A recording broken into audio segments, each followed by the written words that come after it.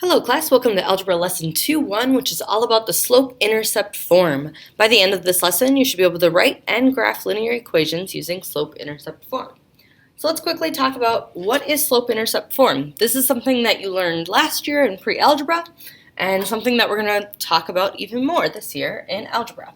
So just a quick refresher, slope-intercept form is y equals mx plus b.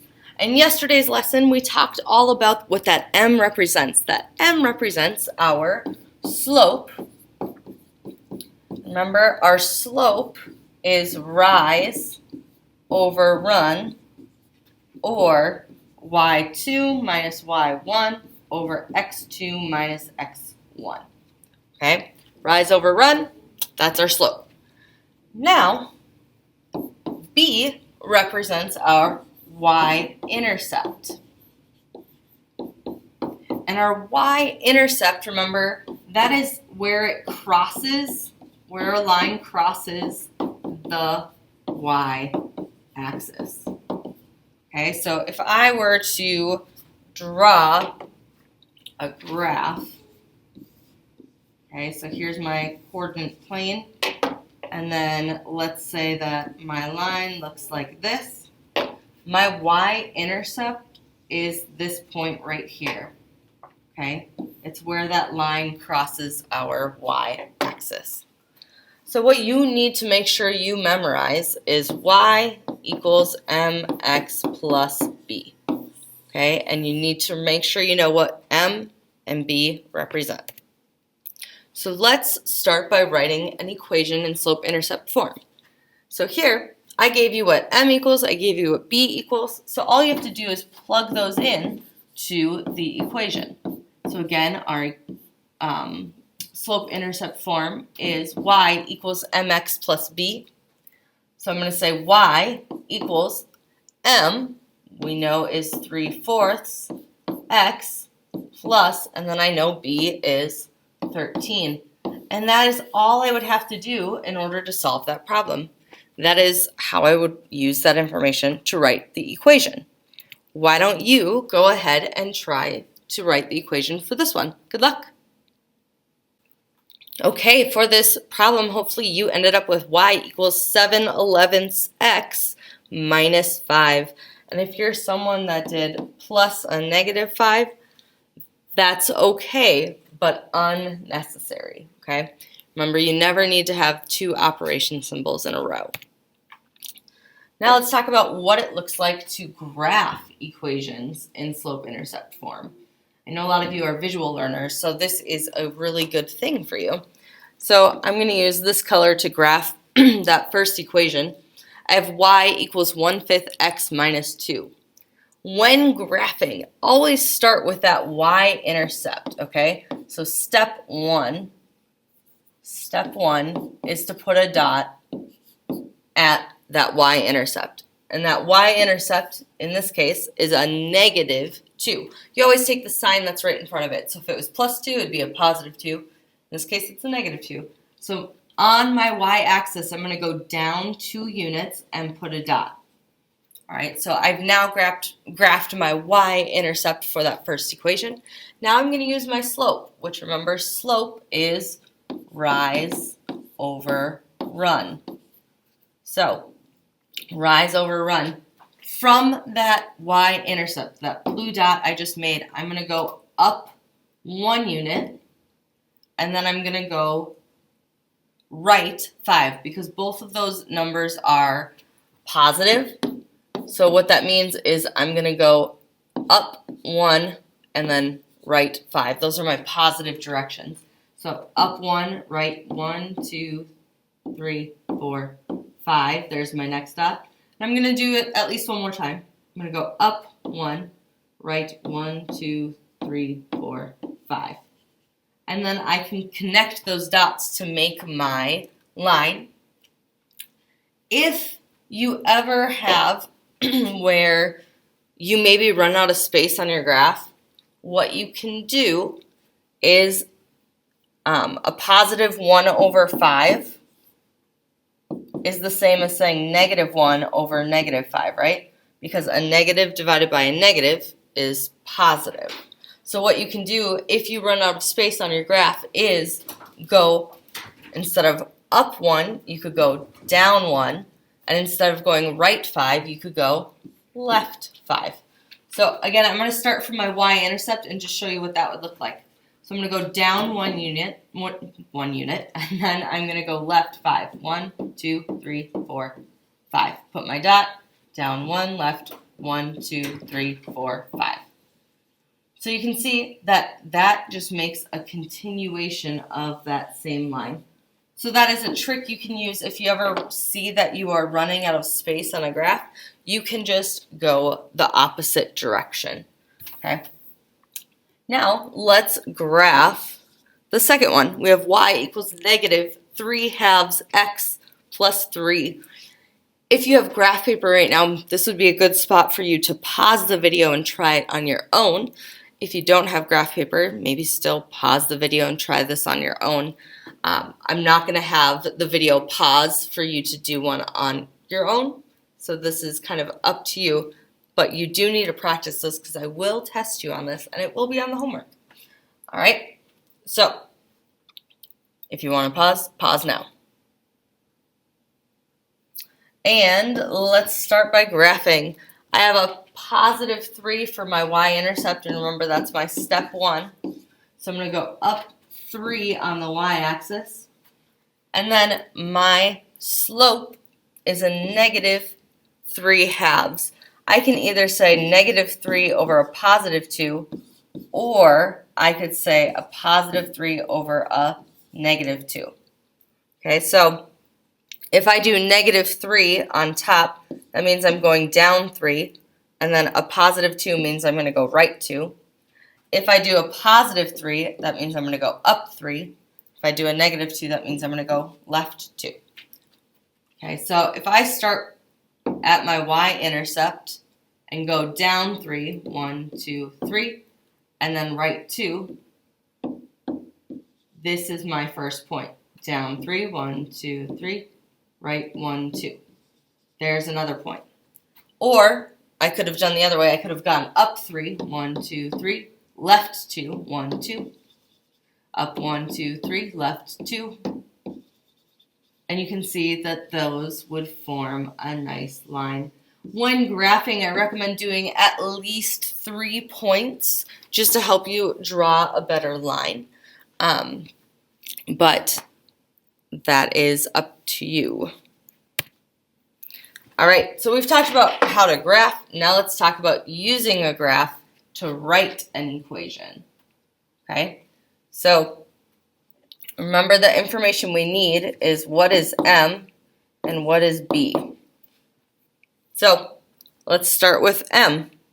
If I am going from this point to this point, I have to go down 1, 2.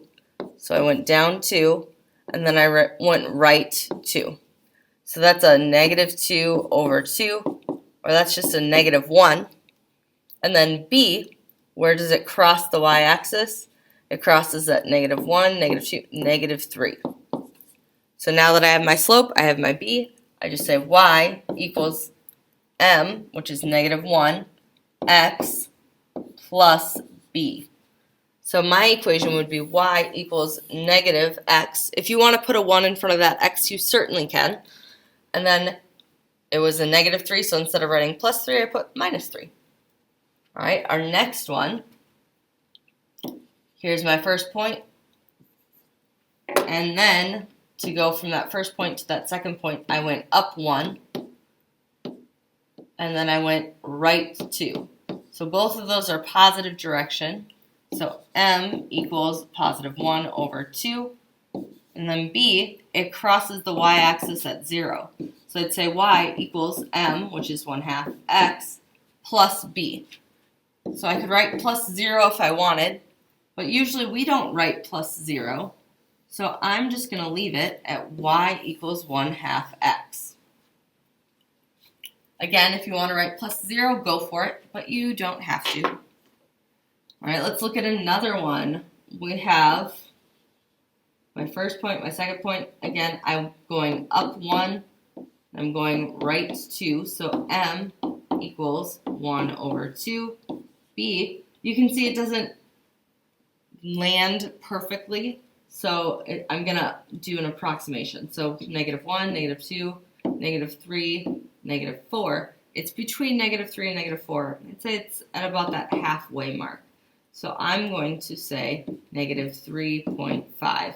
Not sure why my marker changed colors. That's annoying. All right, negative 3.5. So I'm going to say y equals 1/2 x minus 3.5.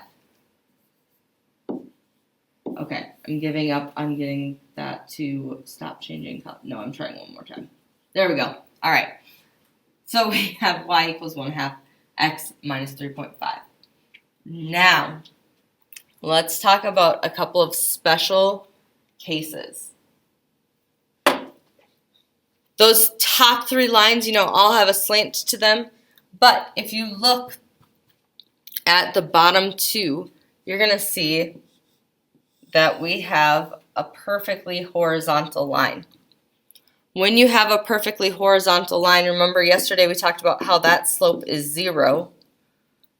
And then let's see, where does it cross the y-axis? It crosses at negative 1. So I'm going to say y equals 0x minus 1. But 0 times anything is just 0. So I'm going to actually just write this equation as y equals negative 1. Okay, so that's going to happen anytime you have a perfectly horizontal line. You just write y equals, and then wherever it crosses the y-axis, y equals that number. Okay? So that's our first special case. And then remember, on the vertical lines, we talked about how that slope is called undefined because it would require you to divide by 0, which is a big no-no. We don't do that. And so m equals undefined. And then b equals, does it cross the y-axis? It doesn't cross the y-axis. So this is something else that is undefined. So whenever you have undefined, you're going to say x equals, and then let's look at where it crosses the x-axis. Negative 1, negative 2, negative 3. So anytime you have a vertical line, it has its own special equation. It's always going to be x equals, and then wherever it crosses. Okay, so horizontal line, meaning going left and right, that's a y equals. Vertical, straight up and down line is x equals. That's a really important thing for you to memorize and keep track of. That's something that I still see students in my geometry class struggle with sometimes.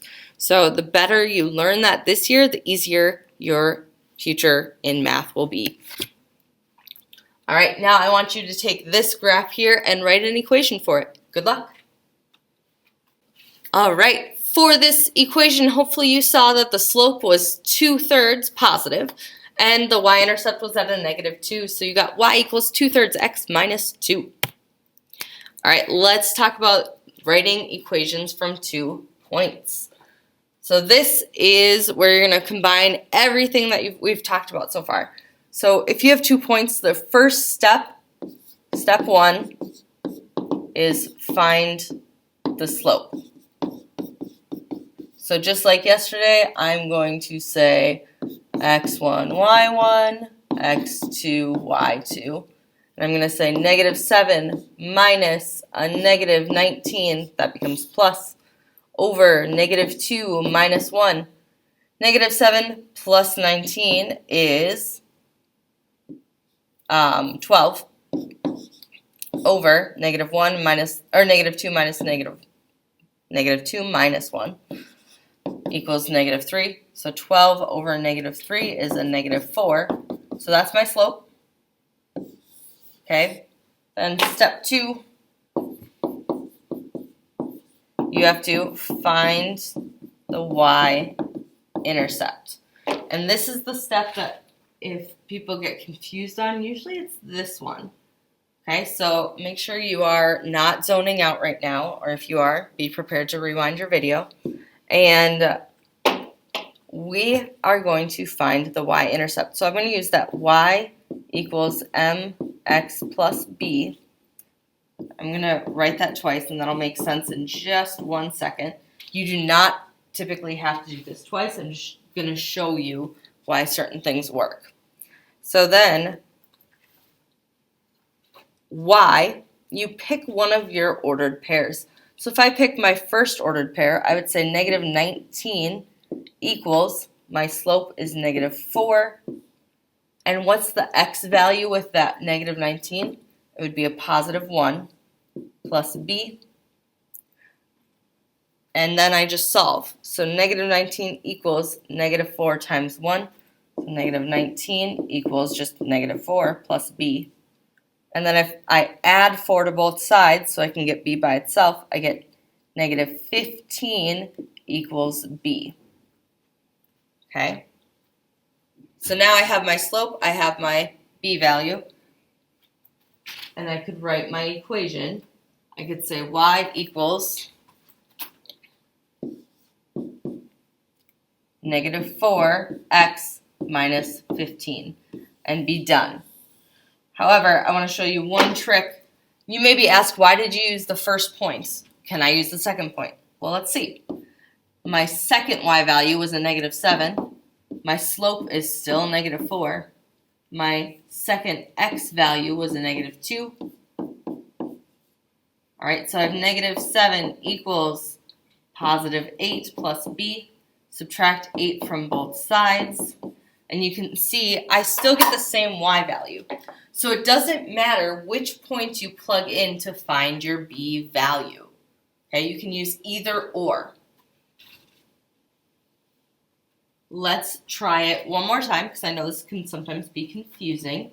So step 1, I'm going to find my slope. So again, x1, y1, x2, y2. So I have negative, erase, there we go. Negative 3 minus a negative 12, that becomes plus. And then 15 minus 6, that's 9 over 9, which is just 1. Don't know why my marker keeps changing. It's frustrating. So my slope is 1. All right, step 2. Y equals mx plus b. If I use my first point, I'm going to say negative 12 equals 1 times 6 plus b. Negative 12 equals 6 plus b. Minus 6 on both sides. I have negative 18. Whoa, my board is freaking out today. Okay, negative 18 equals b.